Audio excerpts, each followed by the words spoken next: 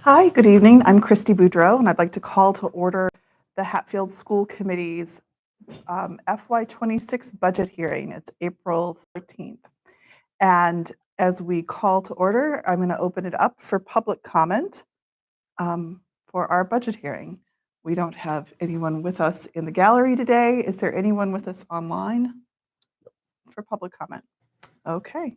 So we're going to go right into a presentation of our fiscal 26 budget. This is we have shared this information with town finance and with the select board, and we're just going to go into just like a little extra layer of detail for the school committee so that we can vote on an FY26 budget this evening. We're looking to maintain what we've sort of talked about as a level plus service, level in terms of the things that are financially obligated, but plus in terms of we're actually going to be doing some new things for students. So maintaining these services, and we're asking town funding for an additional 2.5%, and we'll be spending from school choice funds along with grants and our revolving accounts. The budget that we're recommending maintains the strategic cuts that we made last year while continuing to allow the district to build programs and academic results that help us keep our Hatfield families and draw new ones to us. So this allows for 2 innovation pathways that will be new for next year, along with the concurrent enrollment program with Vermont State University. So these are new programming additions. They are not adding costs to our budget. We are going to have a full-time music position at Smith Academy as we move the 6th graders up. There's still, provided we find the staffing for it, there will still be elementary school band offered the same way we have done that this year. This maintains the requirements we have to retain and grow enrollment. It keeps sports, electives, AP, and college level courses at Smith Academy, and it provides for 2 classrooms for every elementary grade, plus the specials at HES. It maintains our STAR classroom, which saves us on out-of-district tuition rates. And this year, we're finding some savings by working on making sure that the people that staff that program will be Hatfield employees versus having to outsource that staffing. It includes a modest COLA for all staff, paid for by choice funds.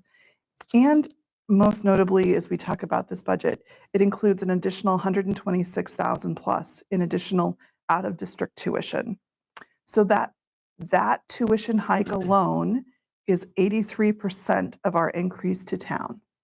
So if we look at where that money's going, it really is about special education costs, which are 76% of our total budget increase. There's still a few variables that we're dialing in. If you turn to your next slide, there are multiple out-of-district placements that are still in flux, but we're budgeting for all of them. The estimate on that is just over $400,000, and that's the $126,000 higher than this current year. And just for those that are listening along, out-of-district placements is not talking about charter schools or someone that choices out. This is about educational placements if the district can't meet the students' needs. There are a few unbudgeted wildcards that the landscape continues to change, and we're watching, particular to state and federal funding. There is $167,000 in this budget that is planned based on federal funding. Those funds have been appropriated at the federal level. This budget assumes that the state will continue the free lunch for all program, which has been an emphasis for the state to do. Part of that is reliant upon federal USDA funding, so there is some potential risk for that. And we know that what those costs might look like if we lose free lunch programs. Currently, the state funding, while the budget isn't final, the cherry sheet has Chapter 70 reimbursement to town is just shy of $950,000. And circuit breaker funds, which go to special education, are on track to be fully funded. We've outlined the staffing required for level services, and you'll see that we've sort of updated this chart to reflect the fact that we're looking to add a special ed teacher midway through FY25, and that position would continue, and that would give us 3 special ed teachers at the elementary school. And then FY26 adds back that second pre-K program teacher. Um, and there's revenue that offsets that because pre-K has tuition. You're also going to see an increase in the number of ESPs, but that's overall so while it may be up in staffing, it's actually an overall savings to our budget because those roles are currently filled through outsourcing, and the cost for that is significantly higher, even if when we factor in things like insurance. No change on custodians, admin assistants, or administrators. If we go on to the next slide, we know that we're doing our budgeting continues to get refined, and we've continued to kind of take a look back and forward so that we know where there are changes. Thanks to some work done at the state level, we know from the Rural Schools Initiative that small and rural school districts cost on average 16.7% more to run than larger districts. And regional districts, we always get a little needling whether we should be a regional districts. Regional districts cost 22.7% more, which aligns with what we have been saying over these many years.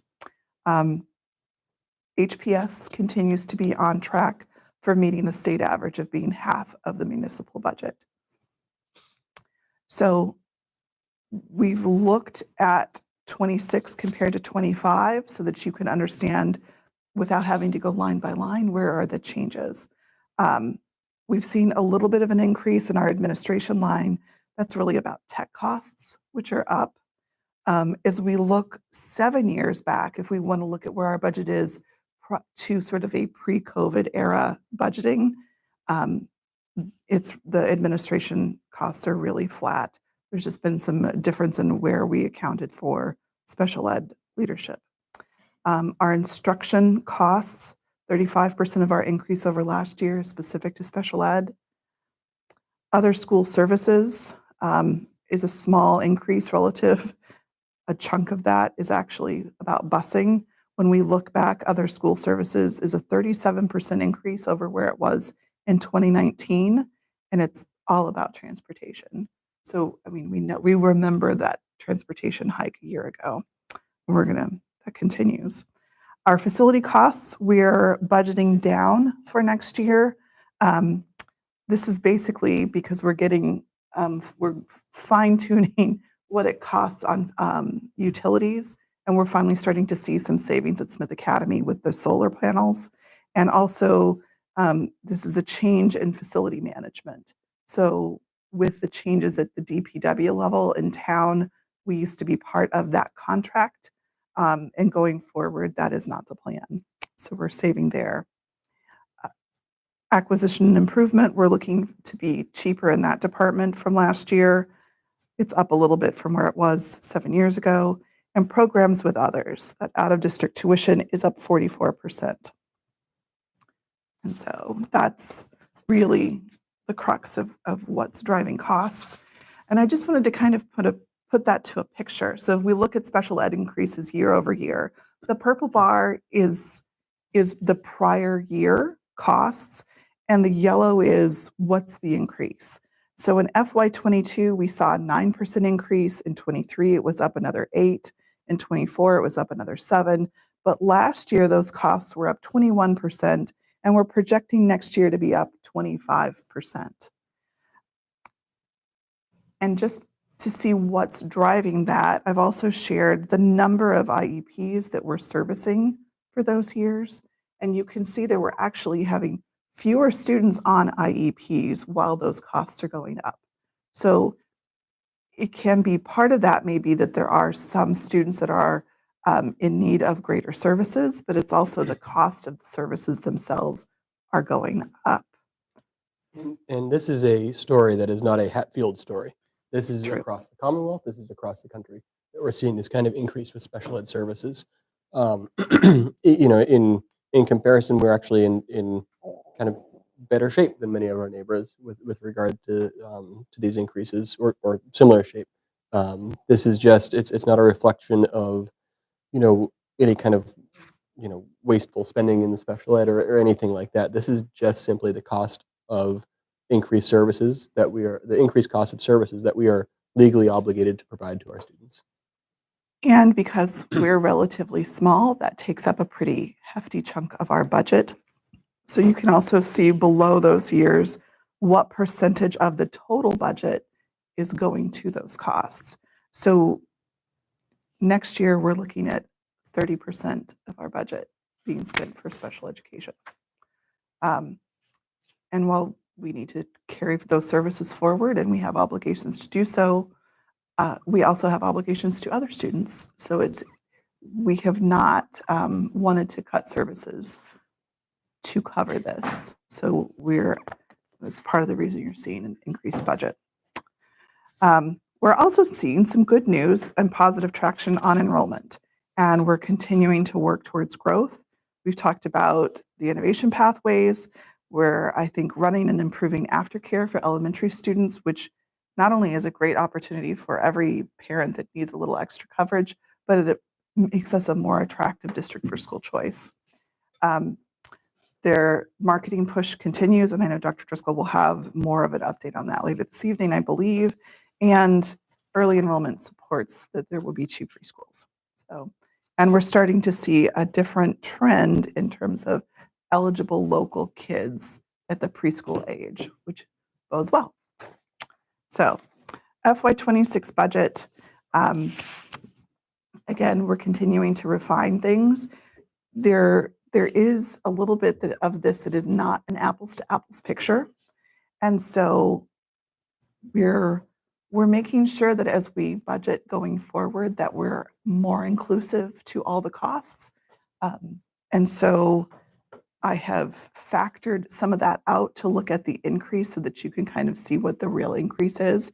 Because as we're looking at FY26, you're seeing aftercare and athletic revolving accounts, as well as Title II and IV, and both their revenue and their expenses. So the overall budget is bigger, but it's not truly grown the total of that. It's just that some of those costs weren't factored into our FY25 budget.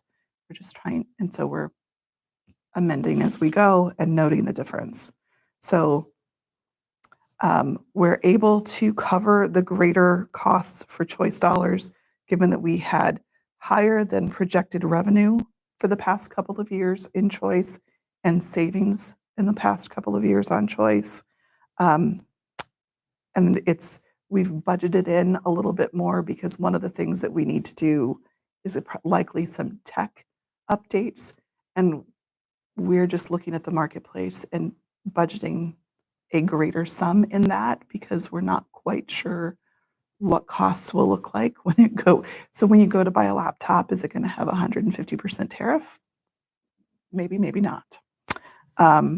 So we left a more generous budget there than had that not been the case. And then the last page for you is just the breakdown and the budget submitted for your approval. So the total budget that we're recommending for FY26 is $7,857,941. 79% of that would be locally funded. Just shy of 14% of that would be funded through choice dollars, 3% through grants, and 3.5% through revolving accounts, including preschool tuition, athletic revolving, and aftercare. So, does the committee have questions? And that would include Aman, who is joining us tonight via Zoom.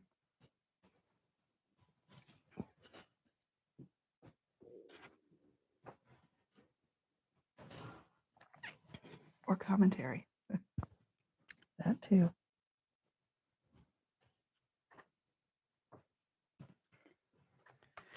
So the other thing, I'll just make a note. So apples to apples, this budget is 7.89% higher than last year. But when we compare it back to FY24, it's only 6.48% up.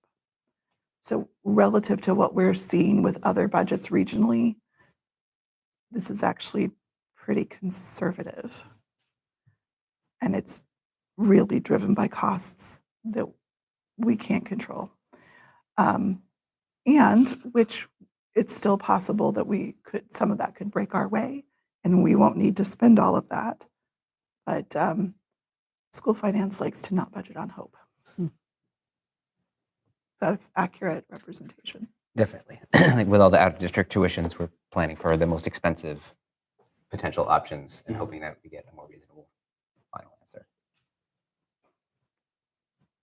So, I don't have a question, but just appreciation for the finance subcommittee for your hard work, for the administration for their hard work, and for the very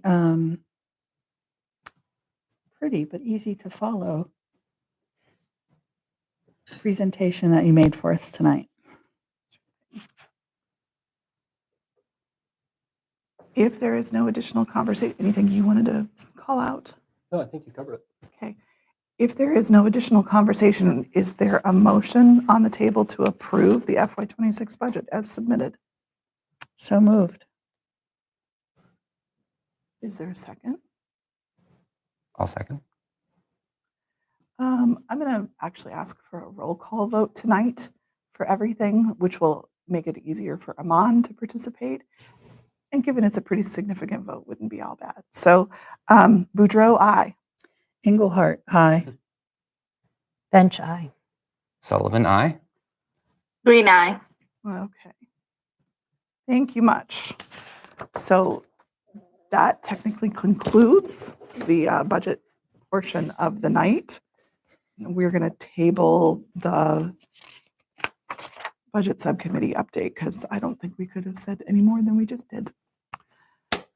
So if anyone has joined us in the meantime, as we go into our business meeting, okay, we'll just move straight on to come out and talk about mission moments. Anybody? I'm betting there are some mission moments to share. Sure, I will start. Mine was the New York trip that we just got back from. We had a whirlwind trip on Thursday and Friday with just shy of 50 students from Smith Academy, 7th through 12th grade, and it was phenomenal. We saw a Broadway show, went to the Broadway Museum, Statue of Liberty, Ellis Island. We had students find their, excuse me, their ancestral documents at Ellis Island, which was really neat. We saw the 9/11 Memorial and Museum, which was incredibly moving. And then we came home and slept all weekend. And it was great. We had a lot of feedback from folks that we interacted with that weren't affiliated with the school about the conduct and just kind of disposition of our students, all glowing. They were really impressed by kind of the caliber of student that we brought down there, which felt great. Thanks. We have successfully had 2 different tastings on Thursday, and kids are already asking what this one is going to be. They're anticipating whatever is going to be brought to them on Thursday and are excited for whatever we might bring for them to taste test. Any hints? Well, Liver pate. Yeah, no. It's actually supposedly at some point in time they're actually going to be doing a hot dish that's going to be involving multiple ingredients. So it's not just a single item, though the first one was a salad blend, or lettuce blend. And we purposely didn't put dressing on it because, again, we didn't want kids saying, oh, I don't like Italian dressing or I don't like ranch dressing. So just plain lettuce leaves. But yeah, they devoured them. And the same with the carrots this past week. I have a quick one. I went to pick up Charlotte one day at preschool, and I noticed that the preschool playground area was completely cleaned out. All the leaves and sticks, things were pruned and trimmed, and it was amazing. And I went up to Ms. Blada and said, oh my gosh, they came and cleaned up the playground. And she said, no, I did it. So super big thank you to Ms. Blada for cleaning up the preschool playground. That's awesome. Well, I'll add to the list. We're about to go talk about the collective bargaining agreements for the HTA. And I just got to say that we've had such a constructive and collegial time with our staff who clearly are there for our kids. And hearing all the stories of other things that are going on around the state, it just made me thankful to be here. And so a shout out to Kevin, to Kim, to Megan, to Shelley, to William, to Amy, for really a lot of work that they put in to make negotiations move forward, and work that they obviously do on the other side of things because they've got a lot of teachers to work with. So did I leave anybody out? I'm trying to think. Catch them all. They were fantastic. And the town rep. And the town, well, I will say a special Okay. thanks to him when we present, but that was great. So, okay. Any others? Is there anything that needs to come off the consent agenda?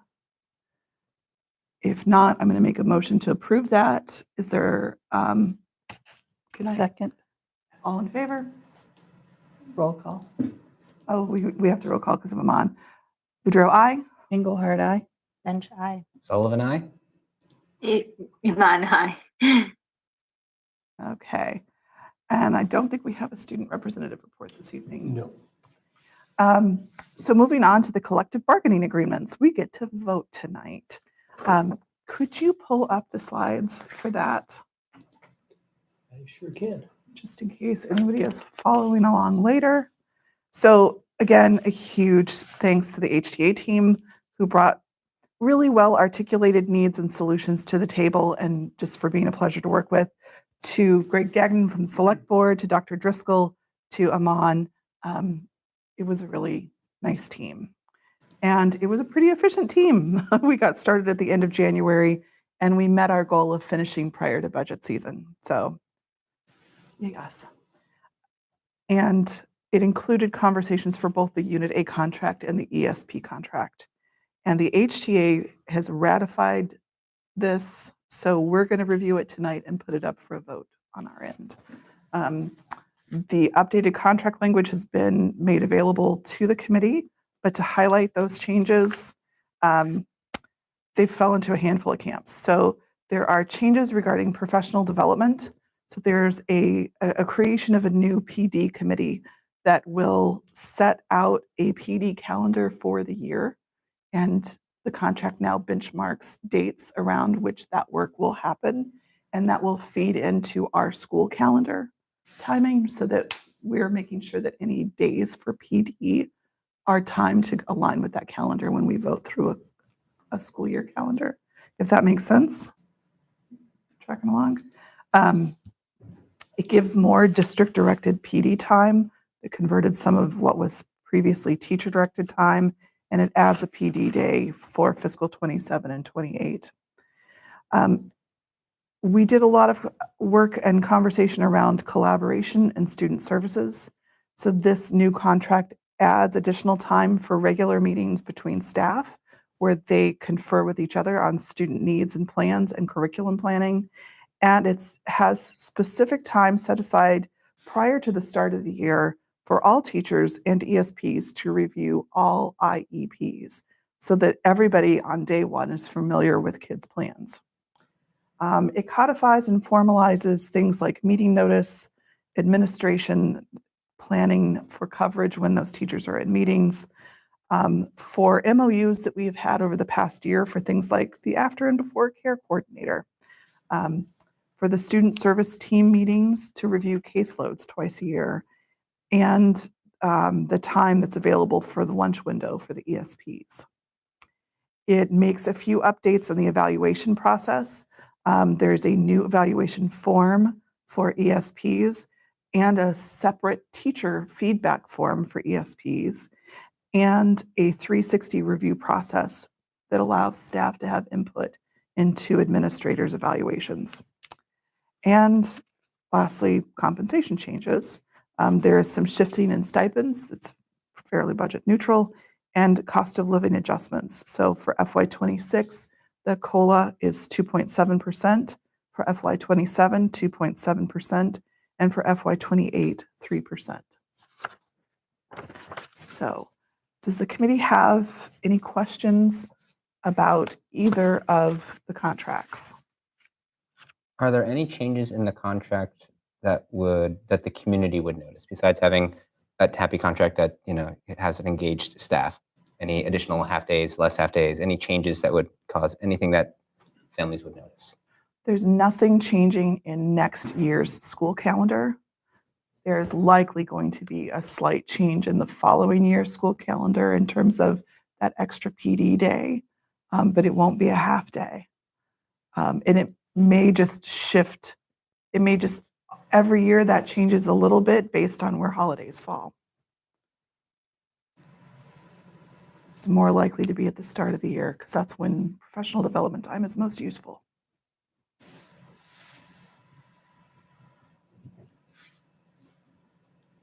I do think they will notice things like everyone has read the IEP before school starts. If you have a student with an IEP.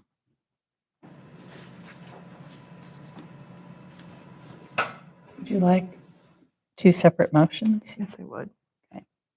I'll make a motion to approve the Unit A contract for July of 2025 through June of 2028 as presented. Is there a second? I'll second. Okay, so roll call vote. Boudreaux, aye. Engelhardt, aye. Bench, I. Sullivan, aye. Iman, Green eye. thank you. Sorry, I'm lagging. And I'll make a motion to approve the Education Support Professionals contract for July 2025 through June of 2028 as presented. Okay, I'll second. Boudreaux, aye. Engelhardt, aye. Bench, I. Sullivan, aye. Green eye. Thank you. Okay, so yay, Good we job, have a everyone. contract.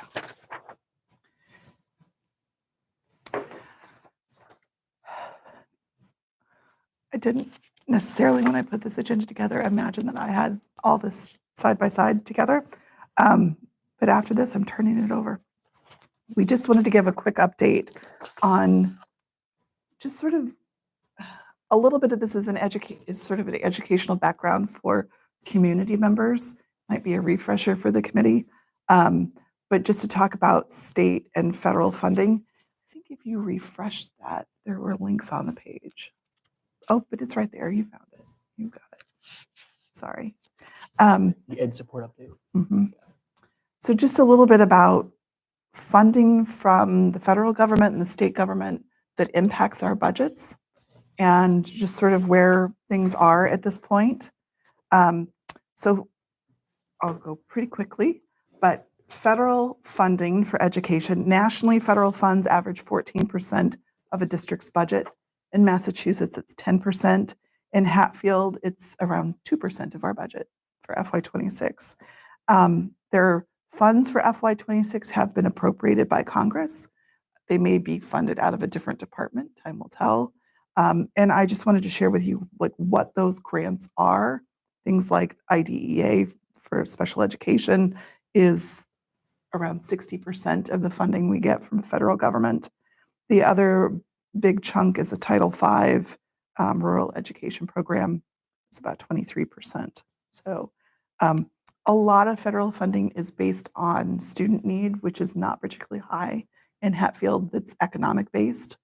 And so when you look at why ours is lower relative to other parts of the state, it's that Hatfield is relatively well-to-do.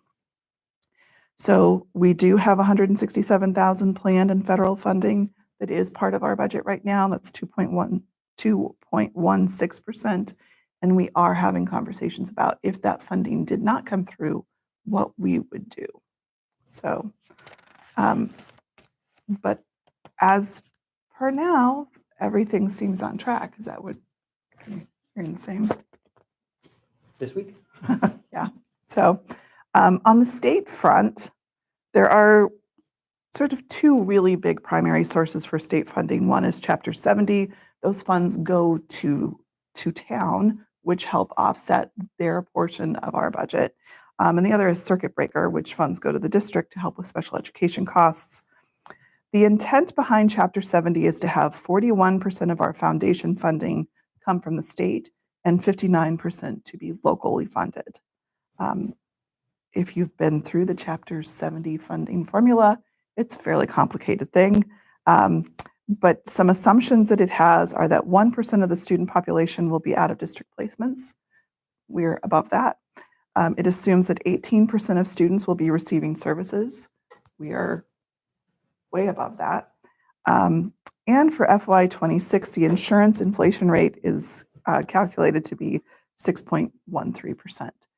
And we're dramatically above that. The foundation rates, especially for small and rural programs, don't necessarily obviously cover what it costs to keep schools functioning. And most districts do spend more. So there are a host of things, we'll look at the next page, where people are trying to impact that positively. Circuit breaker, when it's fully funded, covers 75% of special education costs after the district has spent. Next year, it will be $53,000 per student. So there's a claim threshold, which has been increasing 2 to 5% annually. So it basically says once you spend X, the threshold, next year, 53,000 on student X, then everything after that, we will reimburse you 75%. The last 2 years has not been fully funded, so it did not get to 75%. And there's a lot of work going on this year to get circuit breaker fully funded. So that would actually be a bonus for us. There is a fair amount of state legislation that could impact our funding on the table right now. There is an act to provide sustainable future for rural schools, both in the House and in the Senate. That could be an extra 60,000 is what my memory is for that would impact Hatfield. We don't qualify for quite as much as a lot of rural programs. There's sort of tiers, and we're in the lowest level tier. There is an act eliminating predatory transportation pricing. Might not help us now, but could help us later. There's an act to adjust for equitable funding, and another for educational foundation budget to take a look at that. There are multiple acts looking at long-term special education costs, as well as one reviewing the MSBA, the Massachusetts School Building Authority. So that's another place where in past we've had help for things like replacing the roof. And at this point, we still aren't old enough. Our building isn't old enough to qualify us, despite the fact the roof is completely failing. So we're not alone in having that problem. And then things that would help, not necessarily our budget, but town's budget, would be things on how to amend the charter school tuition reimbursement. So those are some of the things that, as we have an opportunity to advocate for state funding and support, those are some of the pieces of legislation we can speak to. So just an update. And there's no news yet on whether free lunches, right now it looks like free lunches will continue, but I think we're still too early in the process to know how that might change. Correct. Anything else? So anyone have any thoughts they want to, sort of keeping everyone apprised as it changes? Okay. And last month, Dr. Driscoll talked about he would provide us an update on how we were going to get to the district improvement plan. Yes. Can I make a request? Sure. Could we pause for about 2 minutes for a quick restroom break? Absolutely. Thank you.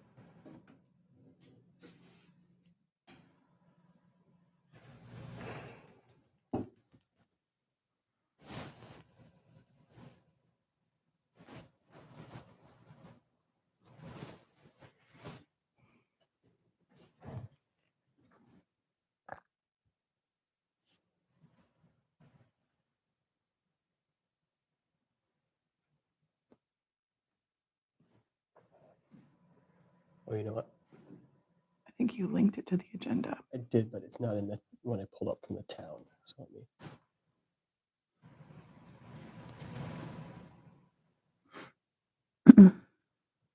It's really handy when they're all purple.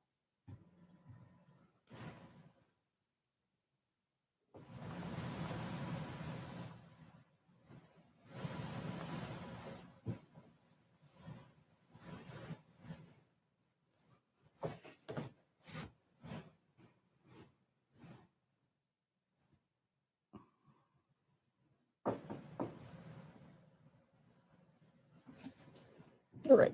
I have paper copies if you would I like them. printed one. Others? I've got it here. I'm good. All right. Thank you, though. Get him down there. So Do you want a paper? as you can see here, this is just kind of a timeline overview of kind of when we can expect things to happen and who's going to kind of be involved in those. So the first step in doing this work, as I mentioned in last meeting, is really taking a look at our district-wide vision and kind of reaffirming kind of where we want students to be as they go through their journey at Hatfield Public Schools, where we want them to end up when they leave Smith Academy. So thinking about what concrete skills and competencies do we want them to have, what values do we want them to have, what kind of work ethic are we trying to instill, all those pieces that go into when someone graduates from Smith Academy, when they've come up through Hatfield schools, who do we envision that person being, and then from there, kind of using to use a educational term, kind of a backward design process of saying, okay, what at kind of each level in each school, how are we going to kind of make sure we're focusing on those values and skills to make sure that we're getting them there. So from that point, we anticipate that being done in about a month. So we've started reaching out to staff. We'll be in our mailings this week. We'll be reaching out to community members to try to get a team together that's interested in doing this work. From there, we can look at, okay, here is where who our graduates who we'd like them to be, and how do what goals do we need over the next 3 years, kind of big lofty goals as a district to support that kind of development in our students. We anticipate that work, and that's kind of the first step in going from a vision to a strategic plan and a district strategic plan or district improvement plan. And that should be done right around the end of the school year, so right around June 15th. From that point, then we can look at, okay, as a district, those are our big goals, big outcomes. What initiatives do we need to complete in order to support each goal? So within each goals, what 3, 4, 5 initiatives are going to be put in place to make sure that we are on target for reaching those goals over the course of years. And from there, creating and so that should be done kind of midsummer, and then from there, creating what I've heard referred to as a logic model, to look at, okay, within each initiative, what things need to be accomplished and when do they need to be accomplished to make sure we're on track for meeting that initiative, along with when do we anticipate them being finished, who's responsible for doing that, what are the check-in dates, and that should be done prior to the start of next school year. From that point, when we begin the school year, we will have our district improvement plan kind of set, which will include the overarching vision, the lofty big goals, smaller initiatives, and specific activities that get us to meet those initiatives. And then from there, we can do kind of what the inverse of what we did last time, which is develop our school improvement plans to align specifically with the district improvement plan. So we're not kind of going the opposite way. So this is just a big quick overview and kind of when we can expect those things to happen. Yeah. So for the areas that you have the school committee as participants, Mhm. have you given thought to what that looks like in terms of Is it survey? Is it sitting down and having conversations and brainstorm? Like what does that participation look like, do you think? So I think it could take the form of any number of those things. With these conversations, I trend towards kind of in-person meetings and conversations. Um, I think the information you can get out of a conversation with people, when it comes to things like vision and where do we need to go, you can get a lot more out of having a longer conversation than you can with a survey question or an answer. We may have a survey that gives us kind of starting points, but I think having that conversation would be important. And I should mention, um, the school committee should also be in the first one as well. I said community members, but school committee should be there too, as community members or school committee. When you say community members, are you talking about like members of the larger community, like the town, It or could what be. are you I was thinking thinking? more about district parents and Okay. guardians, but it could be. It could be alumni. It could be folks who are connected to the Mhm. school or schools in some other way. But I was primarily thinking of parents of students. I know in the last meeting when we like very briefly, well, you presented and we talked about the strategic planning process very briefly. We did discuss like involving the comprehensive planning Mhm. committee. So like, where do you see that fitting in here? Like after it's done or as part of the process? I, I think I think probably as part of the process, probably Mhm. when we start to identify goals, big goals, because we'd want to align kind of what our goals are with those of the town too. Right. Okay. It might also be helpful to have any plan input in that very first Mhm. district-wide revisioning, like that anything that's already established is like a goal Mhm. that impacts education coming Yeah. at the very front. Yeah. So you're not, so otherwise I think it might hard to align that later. Right. Yeah. Yeah. Yeah. I think that would be a benefit to our district. Yeah. I guess my other question is, do you think this timeline is realistic? I think it can be. I think the most challenging part is going to be the revisioning by May 15th. I think that, I don't want to rush that conversation. Mhm. I think,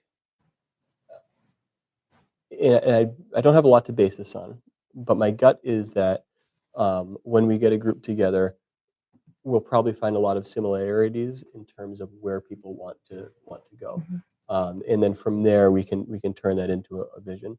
If we get the group together and everyone's all over the place, then we may have to revise the timeline a little bit, to give more time for that. Because I don't want to rush that particular process, because I think that that really becomes the foundation. Even though we're talking about kind of a backwards from up top, that becomes the foundation of everything Right. else you do. And if you don't have a vision that folks have bought into, and if you don't have enough input for that, then the rest of it doesn't really matter. Yeah. I mean, I would love to see this ready for September 15th. I think that sounds amazing. Um, how you feel it? There's a lot of summer deadlines. Are the school councils like stable enough year on year to do this by the second week of September? So the school councils, those will come into effect to develop school improvement plans. Right. So the school councils are, um, But I like don't, by I, September 15th? I don't But that's envision. probably a kickoff. Yes, I don't. Okay, I don't was envision- like, I need right. clarity. Yeah, so I don't envision the school improvement Okay. plans being done by September 15th. I envision that process for The school process starting. developing the individual school improvement plan starting early September. That makes more sense. Because at each school, there's a process to go through to get members of the school council, Right. to go through all that. So we'll need to do that prior to even starting that. Hence my surprise. Yeah. I was like, wow, in 2 weeks. Thank you. And there might be some room for some of this to kind of like those identifying district goals and outcomes and the initiatives that some of that will kind of Mhm. be Those- fluid. Yeah, and those can be, those might even be compressed a little bit. Which but gives you a little wiggle room on the May. it does, and I think that's, I think after, excuse me, in our May meeting, I can have an update about where things stand with our vision. Ideally, I'd like to present the vision at the May meeting, But if that's the case where the process is going longer, then we can update and revise the timeline as well. Where does your reentry plan work fit into this? So the reentry plan kind of sets you up for the strategic planning. So the goal, the kind of the trends that I presented at the last meeting, those kind of go into informing the conversations that we have about vision, about what the goals are. So ideally, so that and just as a way of framing it, the entry plan that I presented, the entry kind of findings are those are my impressions, right? Before we start developing a district strategic plan, I need to get more input from folks throughout the vision process and this process here about if those are shared. I think I like to think that they are, I feel like I have a pretty good pulse of where things have been and where we'd like to see them go. But I want to make sure that I'm not that this isn't my plan, that this is a truly kind of um, comprehensive one that involves multiple stakeholders.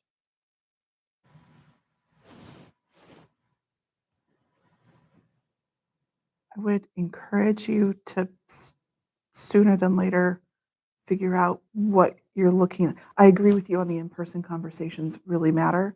I would think it might really help figure out when those might be, Mhm. particularly for the summer windows, because people's plans are Yep. probably solidifying now. Already. Yep. Yeah. Yeah. So And that may be to you're talking about the identifying district initiative to support that mostly, in developing the logic model. At those points, um, there, I would like to have input from the staff about that, but I feel less that we would need necessarily an in-person conversation for those pieces than I do with the vision and the big goals. Once we start to distill about what the different initiatives within the goals are, and specifically about what activities need to take place, those can be, those don't have to necessarily be a full group conversation every time. Those can be input. If you have a initiative that only involves the English department, you're not going to pull the math department in to have that conversation necessarily. So you could get that input from them. These in-person times would be similar to what we did a few years ago, like a workshop style of. It could be, yep. and if we went that route, we would probably do that in lieu of a business meeting that month. So it wouldn't be an extra meeting, it would just be a different meeting. Sounds good for July. So we look at calendars, we'll see how that works. So, other questions? Thoughts?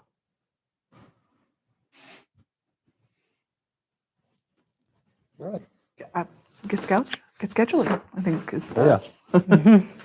Get some stuff on the calendar. yeah,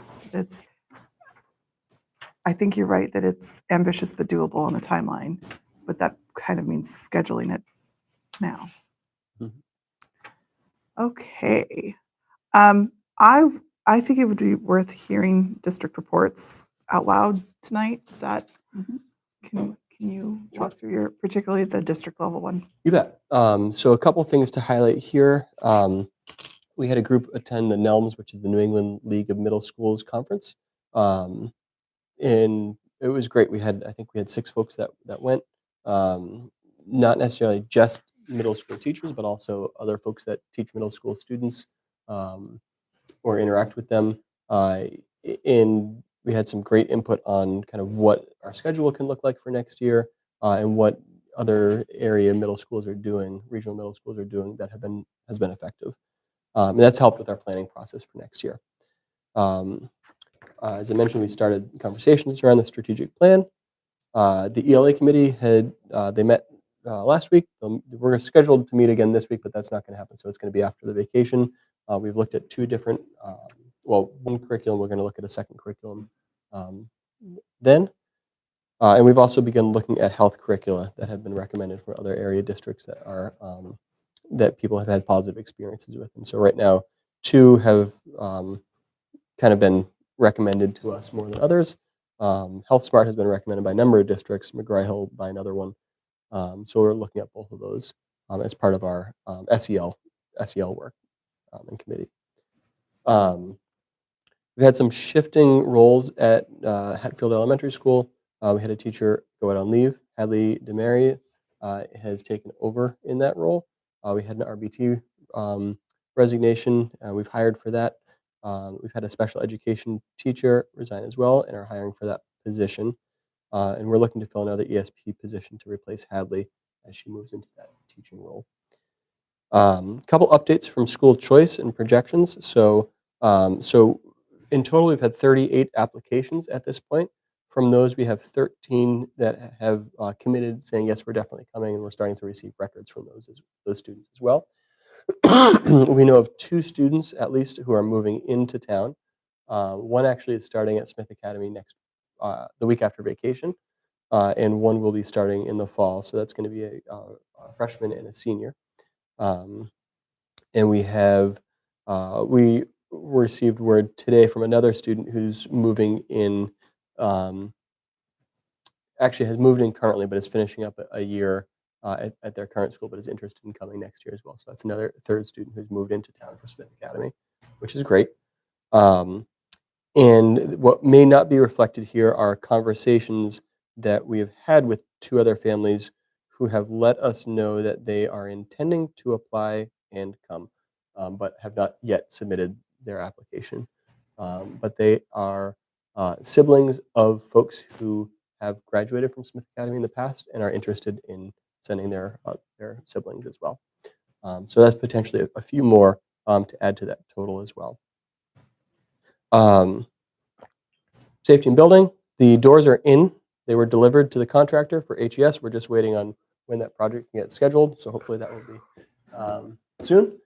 And we are still waiting for a full estimate on the awning. Excuse me. The awning project at the elementary school. I mentioned the New York trip. That was great. We are starting the revisioning work as part of our strategic plan. I mentioned that. And we are working with the HTA. One of the things that wasn't presented as part of the budget update or contract was a significant increase to the health insurance cost at the town level. Significant as 20% increase, which is a big hit. So we're working with representatives from staff to advocate for some shifts that might make that less impactful, I guess, on employees' bottom lines. Yeah, just to give some perspective to that, the COLA that we approved tonight will not cover all of the insurance cost increase for several of our staff.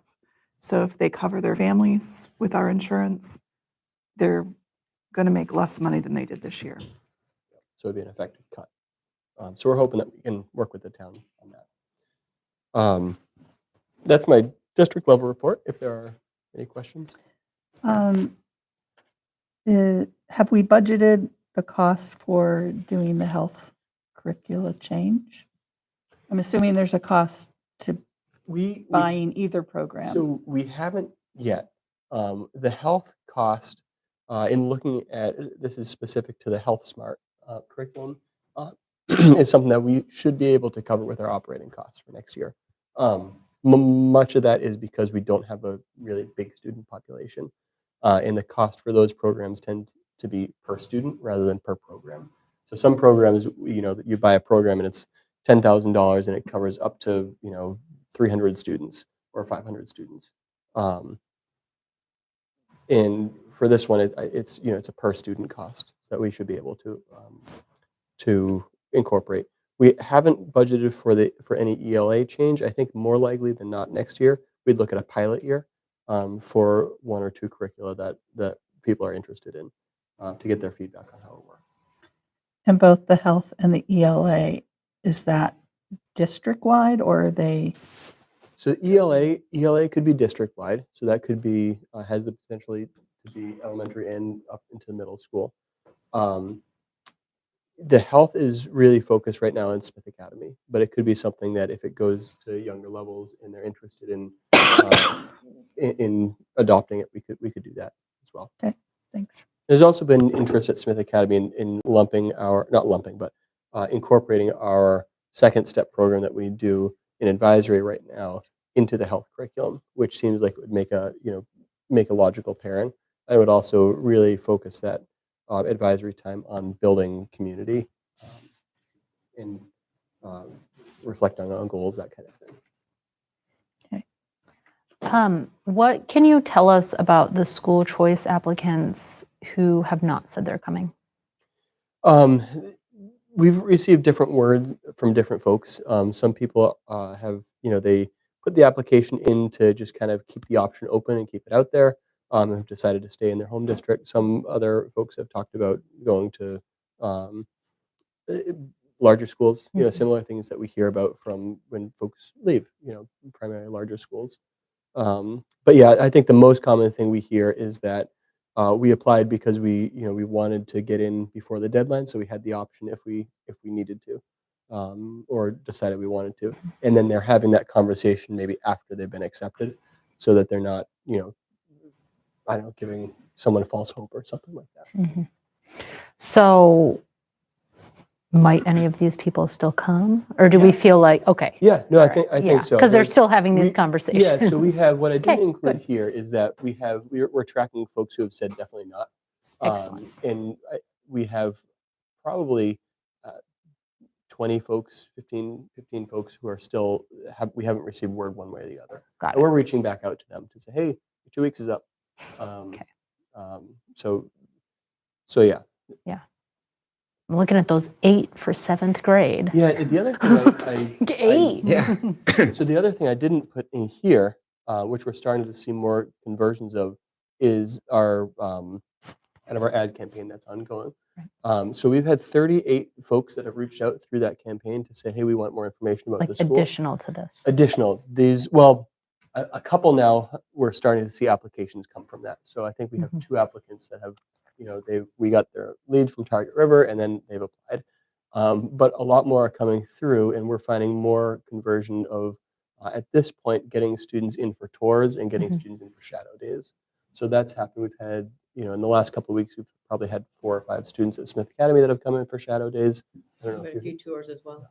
Nice. and those are typically what we're seeing is they want to do that before they're applying. So at the elementary school, what does that look like? Parent tours or kid tours? Mostly parent at this point. I mean, we welcome the students that want to come, but it's been mostly parents. Are you doing those tours? Yes, generally. Can we talk turnover for a minute? So we highlighted a couple of cases of turnover. There's been some others throughout the year, more over the summer last year. The bulk of our turnover is in student services, it seems, both within the years and kind of in between school years. Can you speak to that a little bit as to what's going on with exit interviews? Do you have a feel as to why we're having so much turnover, and what Dr. S are doing to address that, what we can do to help support that? Yeah, I think so. The big story this year at the elementary school, primarily, we're seeing this turnover has been caseloads. We did see a lot of kind of an increase in caseloads there. Part of how we're trying to address that is hiring another teacher to help absorb that, and we're hopeful that once we do that, in addition to moving 6th grade up to Smith Academy and having another teacher down there, that the caseloads will be more manageable for folks who are there. That has been the big story that we've heard in terms of what I would say job satisfaction pieces. The recent turnover that we had in terms of resignations, the RBT and the special ed teacher. One of those left for personal reasons. They had some family stuff that they needed to really focus on. And so that was that person. The other person found a position that aligns more with what her professional goals are. So more of kind of an administrative role and wanting to trend in that direction, as well as in a district that has higher pay and a better insurance piece as well. So for the recent resignations, I don't think I think part of it still has to do with caseload. I think in just the amount that folks have to do. Um, but I think the other piece is that this, particularly with the special ed teacher, there was an opportunity that was more aligned with what her professional goals are in the long term. What's the so assuming we still had two special ed teachers at the elementary school, what would be their individual caseloads? Maybe that's just a question for you. At one point, their individual caseloads were going to be over 40. That's huge. I mean, usually most districts I've worked in, heavy caseloads are considered in the mid-20s. So we have I think they said we had 88 students with IEPs at the moment, but that would be across both schools. When I look at current numbers, I'm finding over 100. Okay. So yes, and part of the issue also was that the structure that existed here last year, there was somebody that had kind of like taking kind of a partial caseload. And that was true also for our STAR program teacher who had a partial caseload with K students. That hasn't been the case with the turnover in the STAR program and the absence of that staff member that left a couple of weeks before the school year started. So we weren't able to hire people we didn't hire a special ed capable teacher to go into the like social emotional learning position. The person in the STAR program was really there to get the program up and running and then left early October.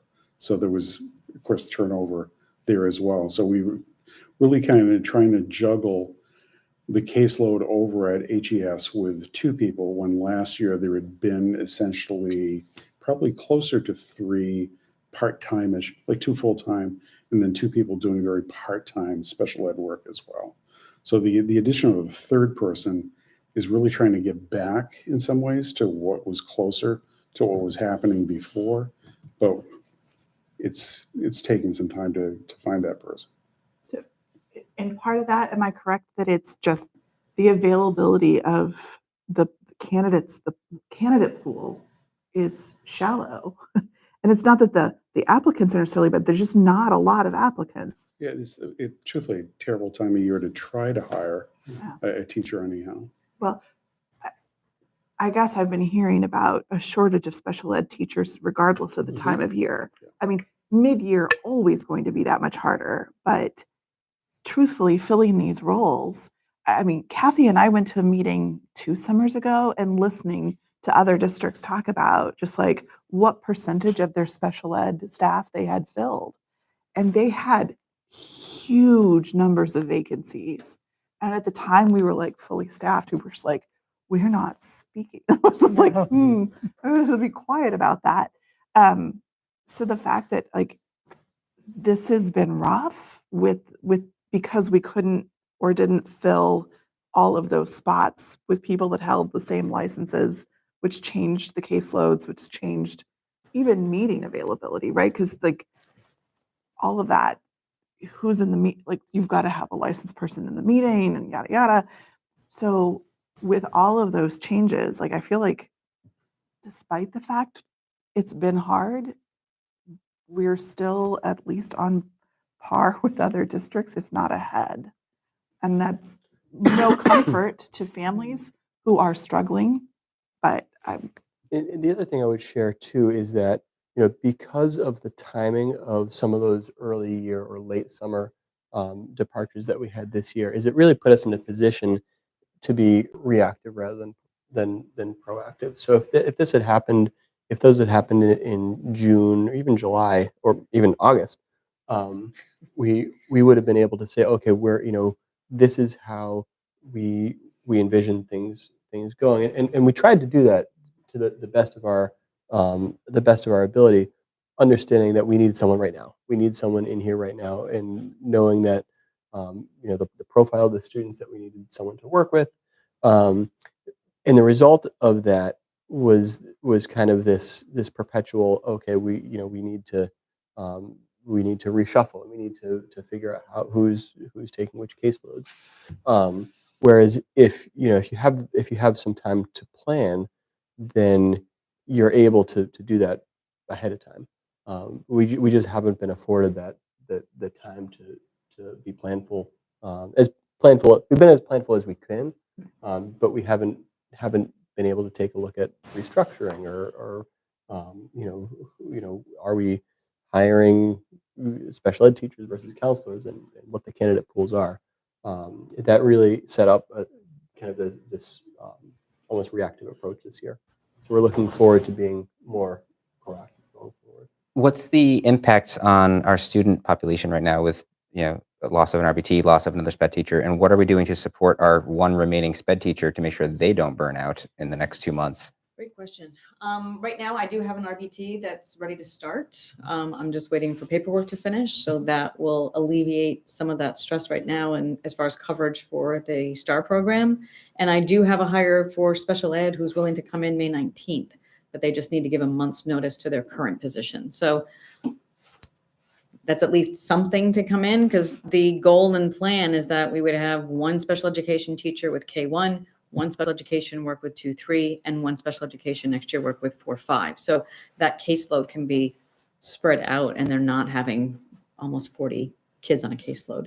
So that should definitely alleviate some of the stress around the amount of IEPs they're writing, and the amount of planning that they're doing, and also more the amount of time that they're in meetings and not servicing students.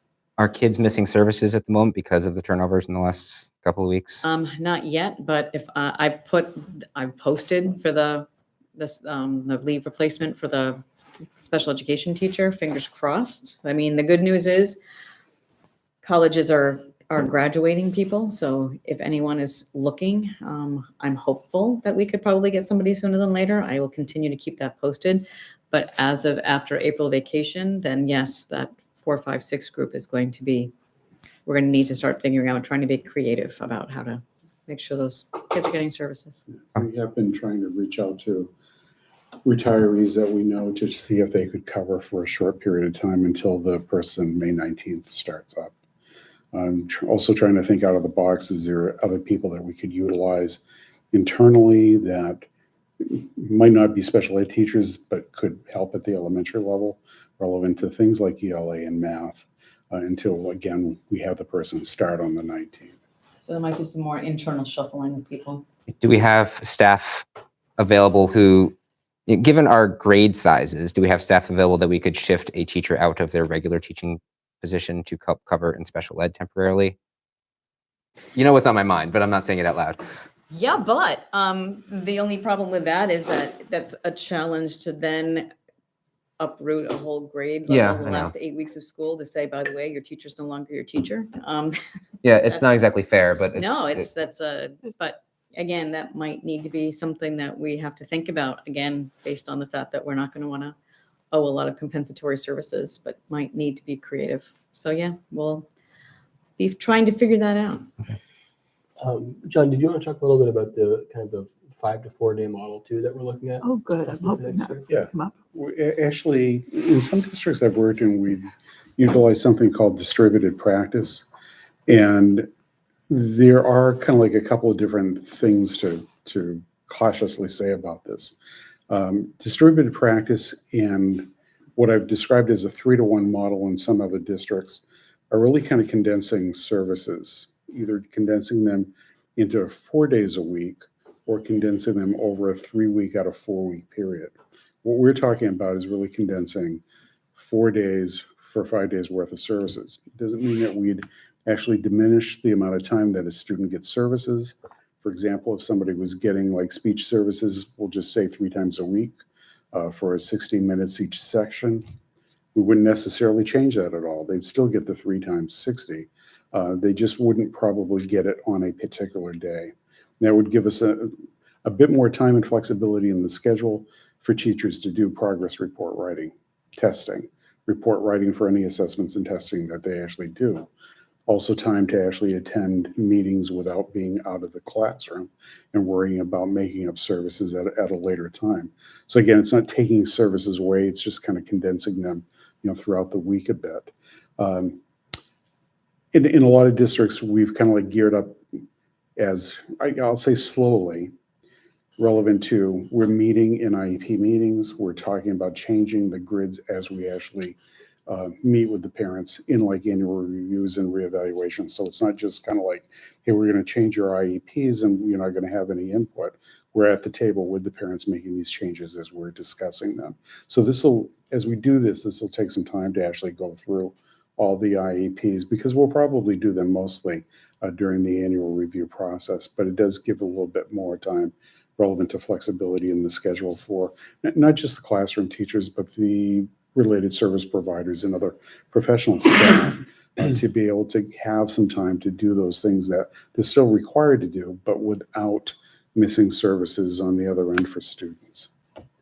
And functionally right now, we might have meetings any day of the week, or a special ed teacher has to pull a student to do testing, academic testing, that kind of thing. So that still happens, and during that time, if that's scheduled during a time when there are services, those services are missed and either have to be, may have to be made up. So this would really take what already exists and kind of put it at a designated time, so it's not creating any kind of interruption to services. Which I imagine would be beneficial to the classroom teachers as well, because it would be just, the schedule would be much more knowable, right? Well, if you also remember from my presentation a few months ago, we talked about that inclusion model and what we do relevant to an over-reliance on pullout services. So the third staff member, these are all steps in getting us closer to an inclusion model that focuses on the B grid, the general ed classroom first, instead of pulling kids out as the service that they need. So I'm sure you guys have talked about the slow and easy method into shifting that schedule versus sort of a rip the Band-Aid. Is there pros and cons for saying, you know what, we're just going to do it? We have a fairly small community. Can we shift that schedule so that in September we could convert all of those grids into a 4-day versus 5-day schedule? So I'll say yes. So my experience has been some districts have done that as previous administrations tried to do it, and it's created more headaches than it was beneficial, because families didn't have good amendment meetings to actually have these discussions. They basically made it happen overnight, and they kind of like pushed to do the amendments. But even if you're talking about smaller numbers, like we are here in Hatfield, we're still talking about what should be around probably right now 60 students over at HES. That doesn't include pre-K and kindergarten, but we're just talking about grades 1 through 6 right now. That would be 60 amendments that we would have to write all at once.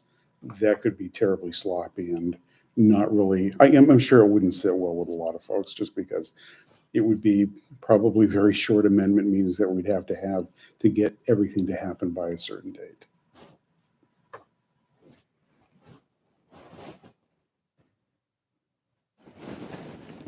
My brain doesn't wrap around how you schedule the transition where you're sort of half in that system and half out. So if, as you guys sort that out, hats off. That sounds challenging.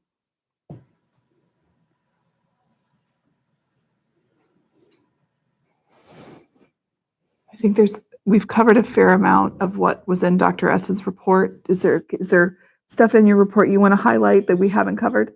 Just the things about relevant to the vacant position. This should have gone out today. We did send a letter out to parents, anybody who's on the caseload of the teacher who's leaving in the next 2 weeks, that there will be a vacancy, and tried to give a brief description of what we're trying to do to make sure that we're hopefully filling the gap, but also kind of like letting them know by like past the mid-May point, we're going to have a new staff member coming into that position. And again, that doesn't go out to everybody, just folks that would be People are affected by impacted. the change. Is this role the role that was vacated in the fall? So this is the same slot, the same group of kids who It will be for now. previously had some turnover? Yeah, I think our initial hopes was that this was going to be our third person, and then we had the resignation, so we're not.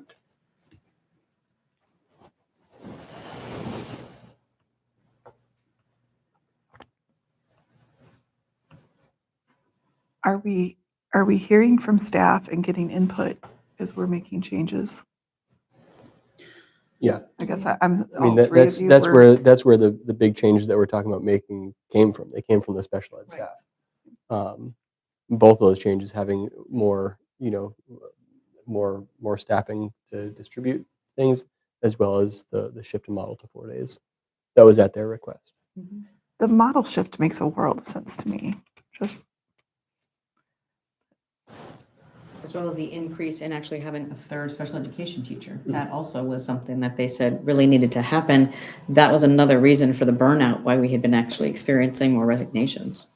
because truthfully, we had 3 a year ago. Like we've inadvertently cut a spot with the same number of staff, just because of just how that was all covered. So I get it. I mean, understandably, yeah. Other thoughts, questions? Okay. So we're going to table school finance. Can I back up a second? Sure. We didn't do the Smith Academy report or the Hatfield Elementary report. We kind of, Oh, but can I go have a back, specific question regarding the conference the middle school teachers went to, or the 6 teachers that went. This win time Yeah. is what I need. If you could just Yes. explain that a little more, because it sounds very interesting. So basically, this came out of some conversations folks were having with at other schools where they had skills blocks, just as we do for students who were on IEPs and needed that. And there was a desire to give that same sort of not necessarily the same, but a similar block of time to more students. And so they converted it from being just specifically a special ed service to a service for most or all middle schoolers, where it's called What I Need Time. And so you might have groups that are, they're really struggling with organizational skills. They need some organizational work. And so they might be with a teacher, looking at how they are, how they're working with their notebooks, how they're organizing materials to go home. There might be a group that just doesn't for whatever reason have the experience or knowledge of how to study for a test that's coming. So they might need some specific work in that. So part of the middle school meeting will be to look at groups of students, individual students and groups, to say, hey, we're noticing this. And students can also self-identify as, hey, I realize that my goal for the year is to improve in math, and I'm having a hard time with math facts. So I want to be in this group that's working specifically on math. So it's a chance for teachers to identify what is needed for students, and again, not just students who are on IEPs, but all students, but also for students to say, hey, I need a little extra in this area. And so we've been able to develop a schedule that incorporates that for next year. So it could be a skills block that a student who is on an IEP has, and they're working, that's identified as part of their IEP. But if other students are working on those same kind of skills that are in that, that might be more of an inclusion kind of model, as okay, we're all working on these executive functioning study skills, that kind of thing. So the team is really excited about that. I think it will also really support bringing the 6th grade into the middle school too. I like that it's the teachers identifying and that the kids have the opportunity to self-identify. Yeah. Yeah, I think that's really I hope good. there's more support and education to get kids to self-advocate. Yeah. So, Well, that will be a big part of advisory next year as we're shifting away from doing more of the second step pieces and more really focusing on some of that goal setting, some of that, those other pieces that we talked about. That will be a chance for students to really actively reflect on how things are going and what they need. yeah, if they know that the teachers will identify them if they need help, Yeah. they won't speak up. Yep. But if we can get them to, Yeah, and I will say that we're also having similar conversations at the high school level. One of the things that we've heard from some of our graduates has been it's been really great the flexibility that Smith Academy has, but flexible deadlines haven't really set me up for success in college. And so we've heard that, and we are looking to shift how we do makeup work, how that is, how we're able to support students in hitting deadlines and kind of forming contracts with them if they need to make up work. So it's not just, oh, you missed this year, do it, and we don't get 100 emails at the end of the quarter saying, hey, what can I do to what can I do to make this X, Y, and Z up? So supporting students in that respect as well, and that we're talking about similar things to what I need, but possibly in a different, in a slightly different way. thanks. Other questions for any of the administrators? Okay. With that, we're going to table school finance. Probably had your financial fill for tonight. And move on to policy subcommittee. Spinch. Okay, policy has 3 policies to put forward for review today. They're all based on updates that Dr. Driscoll identified.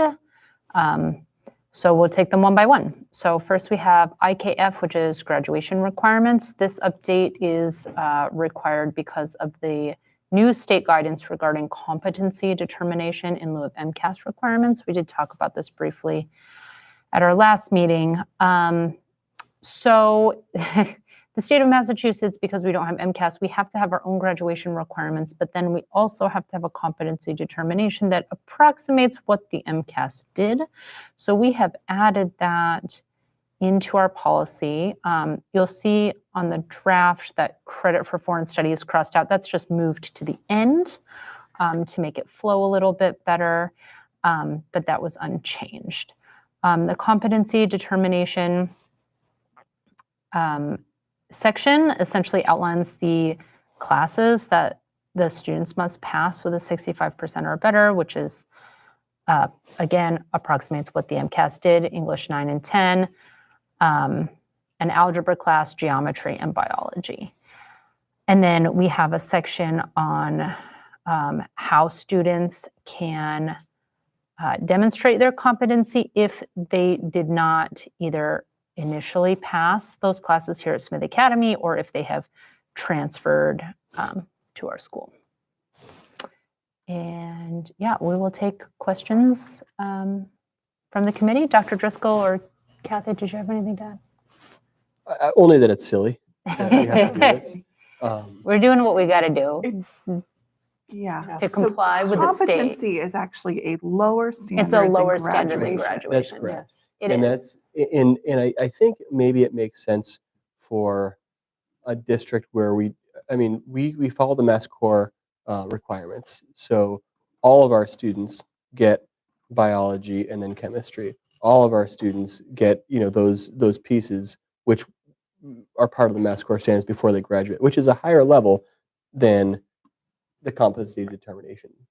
This is just a requirement from the state. And I will add, based on an email after our meeting last week, this may change in true DESE fashion.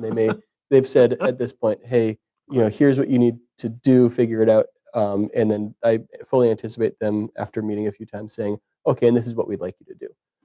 But for now, this is what we've been asked to create as a competency determination in addition to our graduation requirements, because the lack of MCAS as a metric for graduation has left a hole where they're concerned about what the competency is. So really dumb question. Why not just make the graduation requirements the competency determination?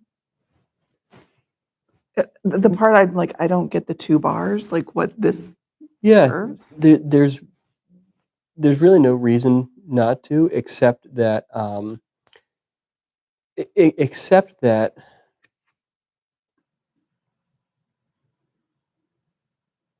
we're kind of basing this on what the state has said to approximate what the MCAS did.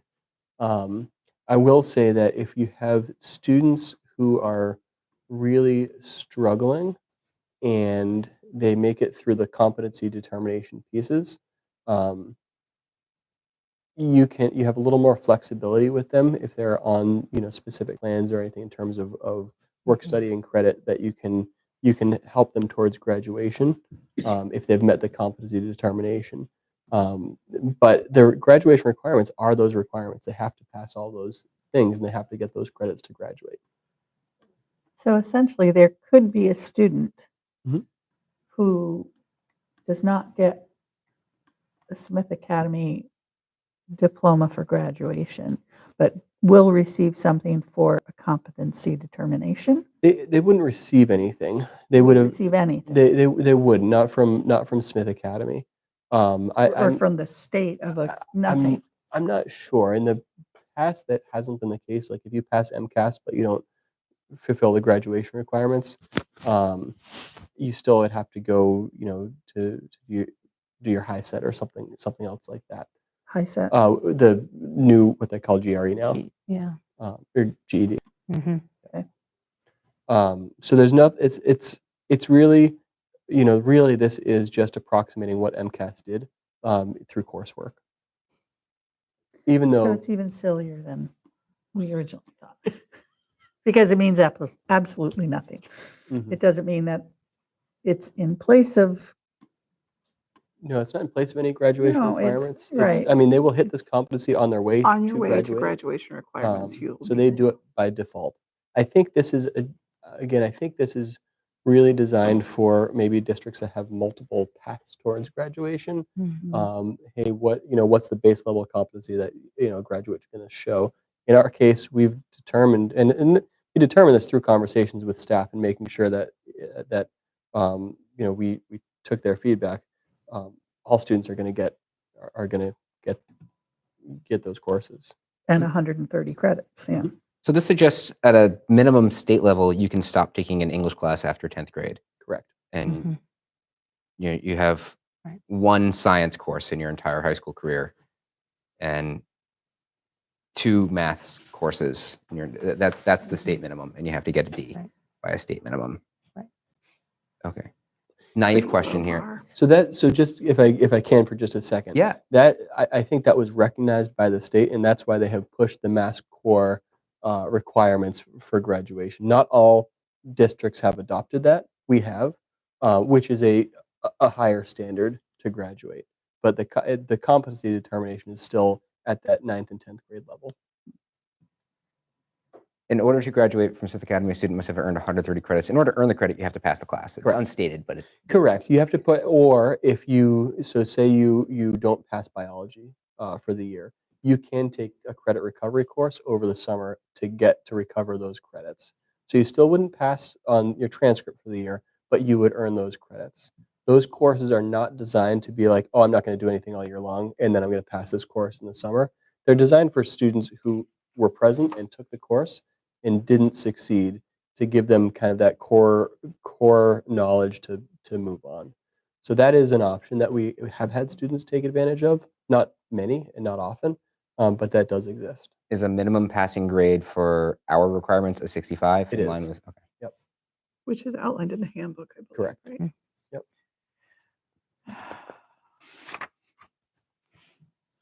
I'm going to hold my nose and make a motion that we accept the revision to IKF, and it can stand until DESE decides what they want to replace it with. We're complying with the law. I'll second your motion. Is there any other conversation? Okay, Aman is ready for a roll call vote. I feel it. Dra- So, Aman, you want to kick it off on the roll call? Green eye. Boudreaux, aye. Oh, we can go I thought we were backwards. going in reverse. That's even better. Yeah, even better. Wait, Sullivan, aye. Bench I. Engelhardt, aye. Boudreaux, aye. Thank you. Okay. Okay, the next policy that we have is EFD, the meal charge policy. Again, this is about our legal compliance. So we eliminated one section and we're also including information about the current free meals provided for all students. As we made these edits, we updated the legal references and cross-checked with the MASC template policy. Ours is quite different, but we made sure that the substance is similar or the same. So you'll see in green that we added the free meal program for Massachusetts students and how that how meal charges work currently with that. And then further down, you'll see that there were 3 small paragraphs that we eliminated. And then the references were cross-checked and updated. And we're open to hearing from the committee. I deeply appreciate the redaction of the delinquent accounts and letting kids go hungry. Thank you. Agreed completely. Just like, And that was also a requirement. That was oh, that's a new requirement. yeah. So That's so also this good. Also the right thing to these do. these next That's very two much the right thing to do. next two policies here. These came out of a an audit similar to the tiered focus monitoring review that we did. Food service goes through one as well, and these next two policies came out of that. So we are Food service we are audit. recommending that they are adopted to comply with the findings of that audit. So Massachusetts does not allow punitive measures for students who have a balance on their. Not as we had them. No, no. It's yeah. You can't really withhold a student's ability to participate in anything because of their inability to pay for something. At least in terms of lunch. I'm going to make a motion to approve as edited. I'll second. Is there any further discussion? Boudreaux, aye. Engelhardt, aye. Bench I. Sullivan, aye. Green eye. Thank you. Okay, I'm just making some edits here. Okay, so the final policy that we have for presentation is ACF, Accommodating Disabilities in School Meal Programs. This is a new policy. We do not currently have a policy that addresses this. We are being asked to create this policy, and it was specifically asked to be a standalone policy about accommodating disabilities in the school meal programs. So Dr. Driscoll had received an example policy. We modified that, and it was sent to legal for review. No, it was not. I thought this one was. No, wrong. Oh no, this one was, but Yes. yes, it was. Did we hear back? I don't think we have. So with this is that, the In fact, first in reading? fact, I know we have not. okay, because I so went this through is it a and first checked. This reading is the then. first reading. Yes. The policy subcommittee wanted legal to just review it because it does deal with, it's a brand new policy that we have, and parts of it are like just a little bit more complicated about the USDA and how we Right. treat disabilities, things like that. We want to make sure it's like 100% good. So it is here for your consideration. By and large, it's kind of a canned policy, right? Like a boilerplate. I mean, yes, there isn't like MASC doesn't have a template policy. This is another district's.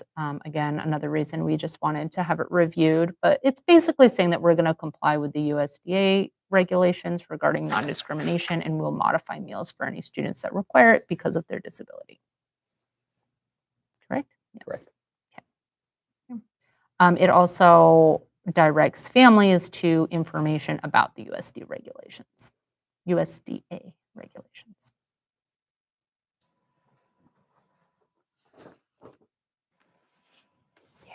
Any feedback? No thoughts. Okay. Great. Aman, did you have anything? No, I don't have anything. Okay. Okay.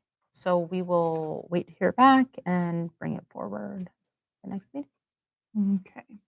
And so last on our agenda for tonight, we're going to hear about plans for a Guatemala trip. So this is similar to the trips that we've run in the past to Guatemala and to Panama. Excuse me. Through the Squads Abroad program. The difference with this particular one, so the proposed dates are next March, 20th to 28th. Those dates align with our kind of sports calendar to not interfere with the beginning of practice or anything else. The difference is that this is going to be designed to be more of a language immersive trip. So we are looking to have this only for Spanish students. In the past, we've opened up the experience to folks who are not in Spanish class, and we'll do that in the future. But we're thinking about starting to stagger them so that this particular one would be really focused on Spanish immersion on the trip. It would be similar experience. They would go. Part of it would be a volunteer aspect. Part of it would be working within in a community. They would be touring local areas. So a same kind of trip that they've done before with the same group. But again, the difference being here that it would be focused really on language immersion.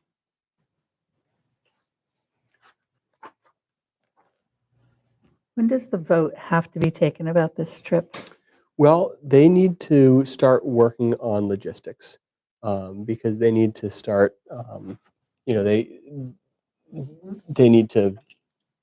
If we're not going to go, they need to get other schools, and other schools are securing their times as well.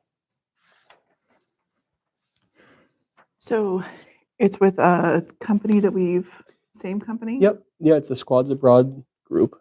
That's their. They do student trips at both the high school and college level, and that's their high school focus. They have actually done this trip to Guatemala before, and it was very successful. They had a great experience. So when they went to Wonderful. Guatemala before, though, you said it was a different focus. Well, it was the same kind of focus, but the opportunity was open to more than just Spanish students. Got it. So it was open to anyone who wanted to participate. That was in I think 11th or 12th or 10th, 11th or 12th grade, and it was a great trip. But the focus was more on the experience and less on the language. The Mhm. goal with having this as a language specific trip would be to have the focus. They would still be doing the similar activities and having that experience, but to focus on the language as well. To be working, speaking Spanish amongst themselves, within the community, with folks that they interact with as well. And what grades would this be open to? This, I believe, is going to be 10th, 11th, and 12th grade. We are unclear if we have any 10th graders who would be interested. So I anticipate it primarily being 11th and 12th grade. But I think the hope was to open it through from 10th to 12th, just so we get that core number of students that we need in case we're one short and a 10th grader wants to go. How many years ago was the last trip to Guatemala? I believe it was 2 years ago. I think they did Panama last year and Guatemala the year before.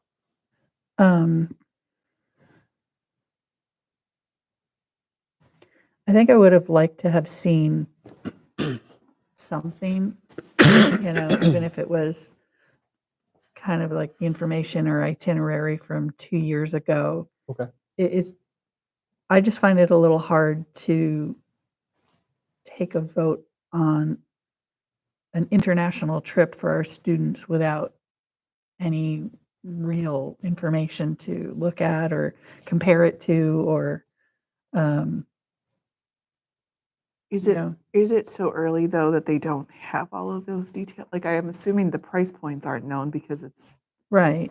Yeah, I'm But not I mean, sure, but I can find more information. If it's the for you. same company that they used before and the same trip to Guatemala, Yeah. Even comparing the information that was given 2 years ago for a Guatemala trip Sure, we would could do just give a better overview of, oh, this is what the trip could look like. Because here I'm not getting any information of what their trip looks like, other than, oh, we've done it before and the company's good and, I will just say that I like personally have concerns about this type of trip. I know it's come up in the past. I've worked with similar organizations before, and I'm very hesitant about. I really want our students to have this kind of like immersive experience, but I'm not sure. I don't feel like I have enough information to say that I feel like this would be the right experience. So there's two of you in that camp. I guess I just want to make sure that if we're asking Dr. Driscoll to come Mhm. back, that we're really clear about the information that we want to be presented when it comes back, so that it's. Can we speak to the things it needs to answer? That would be helpful for you to make an informed decision. I think that, and I understand that it is like a year in advance. We're not going to have all of the details yet. Thank you for telling. It is the same organization that we, used in the past. I think for me, like if it is a different program, so the programs in the past were really heavily about like volunteering. Mhm. But I think for me, looking at the data that company provided, like the value of that volunteering experience is just sort of like something that I questioned. I don't really know how to say it really well. I think it would be helpful for me to understand if this is going to be about language immersion. How does that schedule look? What is different Right. about the experience if that is the goal? right. Did they stay somewhere different? Did they have S- different So that I can interactions, or- answer, and that answer is no. It's the same itinerary, but the difference would be that rather than having, when they talk to Senor, if it was a student that wasn't a Spanish student, they might be talking English. When they talk to each other, the expectation would be that maybe that they're not speaking Spanish the whole time. The expectation would be very different this time. It may involve some kind of you know a Spanish project to go along with it as well.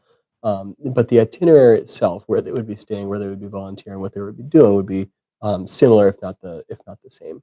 The difference would be that the expectation is that they're speaking Spanish for a week when they go down there.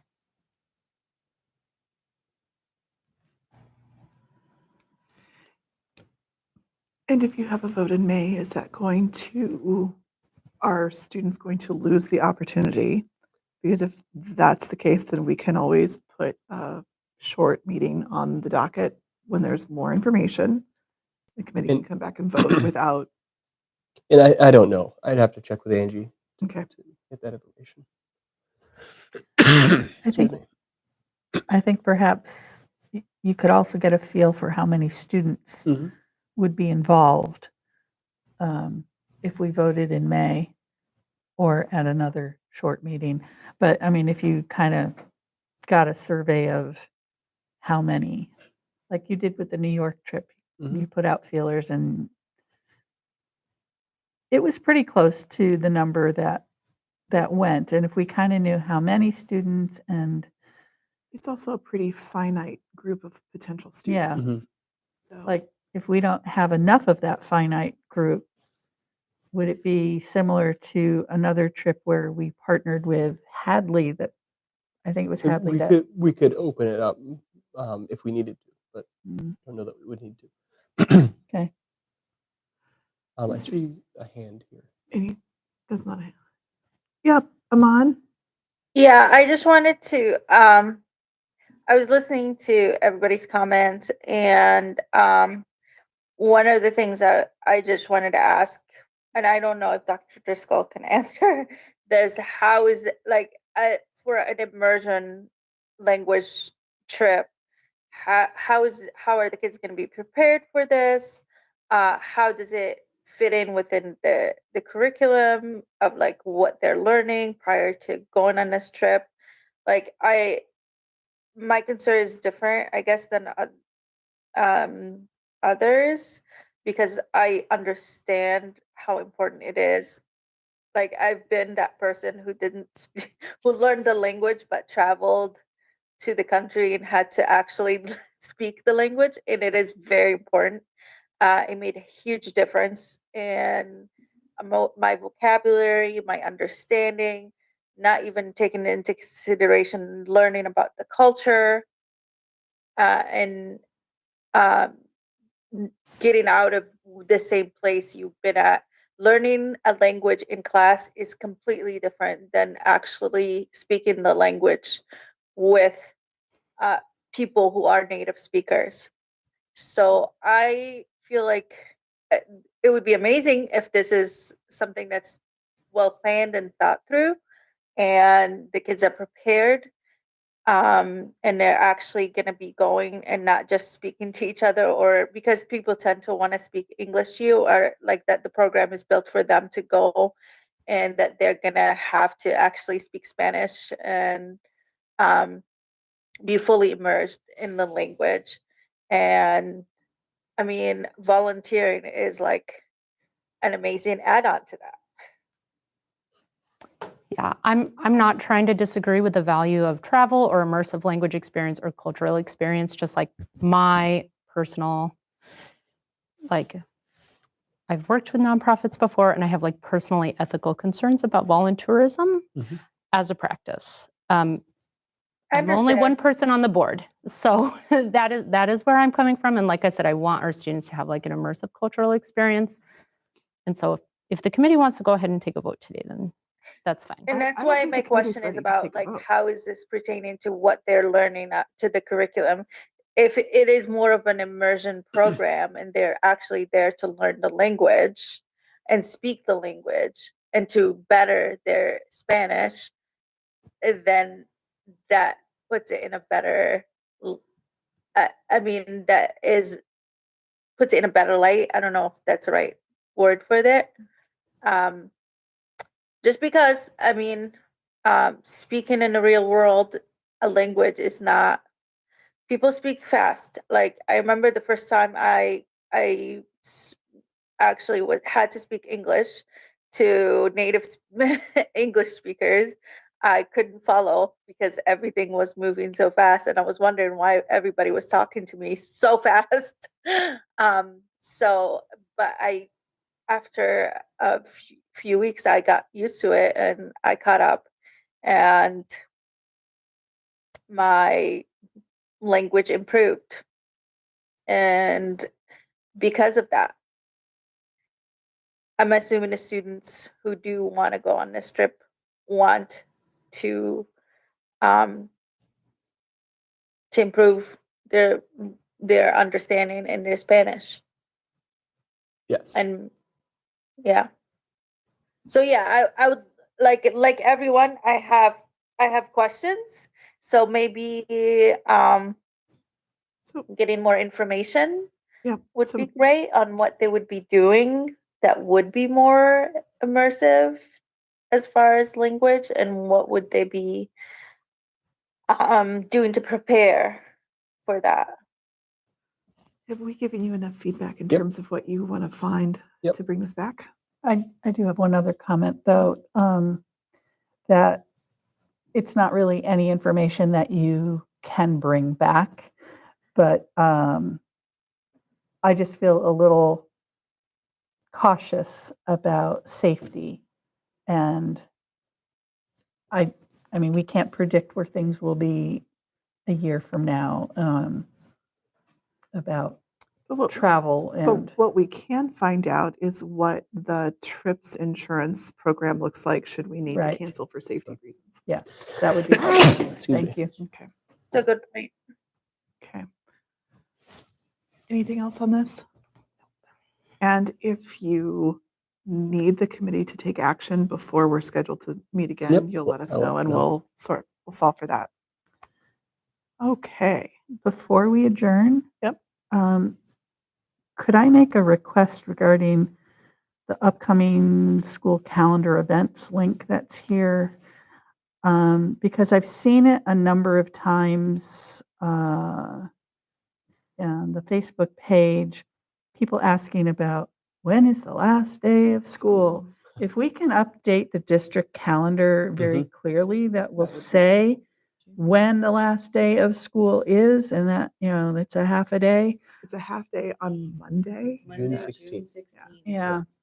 Yep, But, we can update that. That's an easy one. that, and then I noticed that, because I just found out today, there's a middle school social. That's not on the calendar either. So I just want to have somebody double check that all our little things are on the calendar. If there's no spelling bee this year, is there? No, but But declamations will be happening. Yep. that should be on the calendar as well, if we could do it. Spring concert, we just finalized the time. So we'll But get that on there too. Just so those things are there for people to see if they go looking on the calendar. And just for the record, there are people already asking for dates and times for the holiday concerts for next year. Next year. Because there are offices that they're having Yeah. to put those schedules in now. Mhm. So we just want to make sure that we have got those updated. I think we have the dates, but I don't think they had the times yet. Sure. We can do that. And it's really sad when somebody's like, I took the day off and I took the wrong, like I took a half a day and I took the wrong half of the day. It's a sad moment. Okay. Thank you, committee. Thank you, administration. Is there a motion to adjourn? I'll motion to adjourn. Second, Thank you. All in favor? Engelhard, aye. bench I. Sullivan, I. Green eye. Boudreaux, aye.